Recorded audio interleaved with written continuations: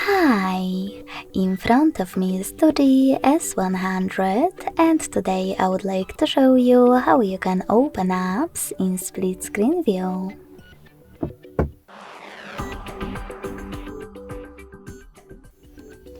Begin by clicking on one of your apps that you wish to use in this view and tapping on Home button.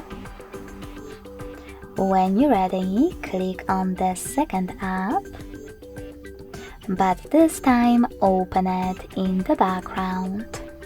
In order to do that with tricky navigation, use this button on the left.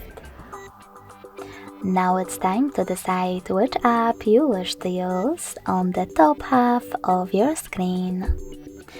In my case, Chrome.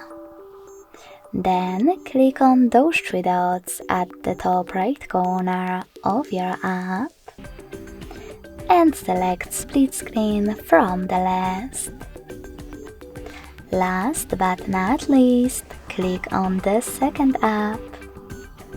As you can see, now I can use both at the same time. If you wish to go back from this mode, drag one of your apps all the way up or all the way down and tap on Home button. Thanks so much for watching. If you enjoyed this video, don't forget to leave a like, comment and subscribe.